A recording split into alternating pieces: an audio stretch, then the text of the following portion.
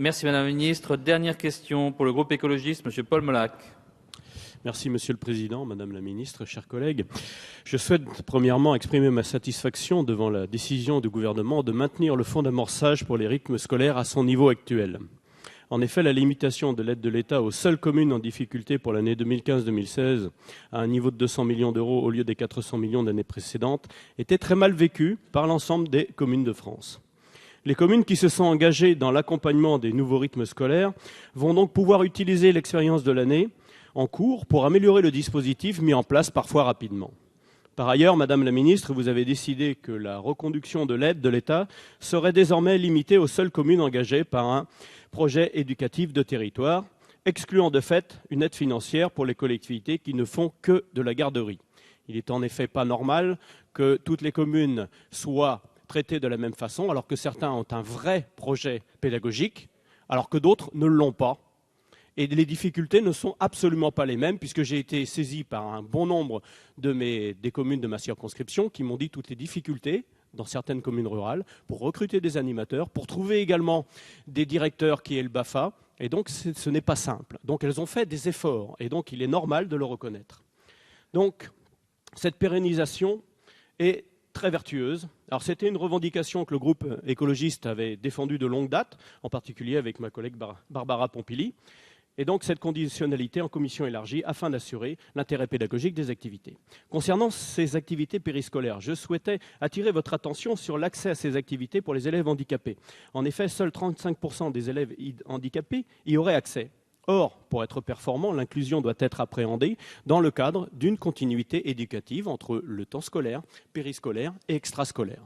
Cela suppose la mobilisation de moyens, notamment sous la forme d'un accompagnement afin de répondre aux besoins spécifiques des enfants. Dans le cas contraire, les équipes qui interviennent peuvent se sentir démunies au détriment des élèves en situation de handicap qui risquent de ne pas profiter pleinement de ces activités ou même d'en être exclus.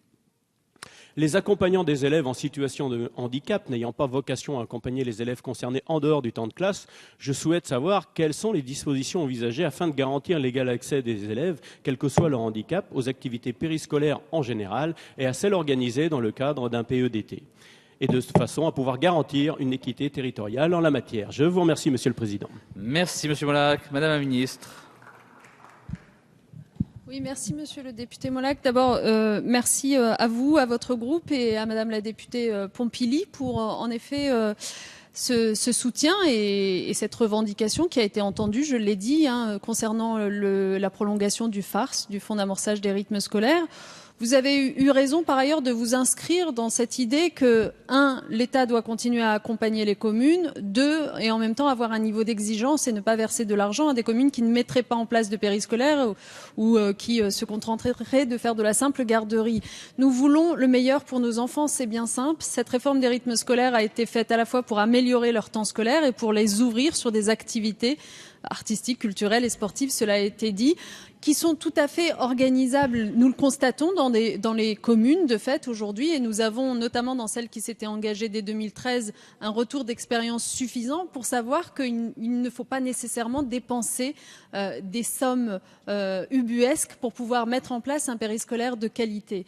C'est pour cela que ce qui est proposé de retenir, je le disais, c'est une reconduction du FARS, mais avec la demande faite aux communes de signer un PEDT, un plan éducatif territorial, qui a cet avantage de nous faire travailler de façon complémentaire, nous, l'éducation nationale, les communes, sur à la fois ce qui se passe pour l'enfant avant l'école, pendant l'école et après l'école. C'est cette complémentarité qui rendra notre réforme encore plus pertinente.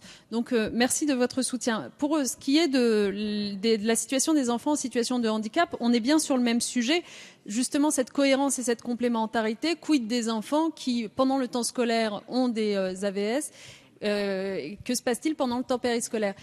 Précisément, le fait de s'engager ensemble dans un PEDT nous donne les bonnes conditions pour que l'éducation, par exemple, qui forme, qui recrute les AVS, les mette à disposition des communes qui souhaitent ensuite les engager sur les quelques heures de périscolaire et qu'il n'y ait pas de rupture pour l'enfant, qui soit accompagné par la même personne, le même accompagnant des enfants en situation de handicap.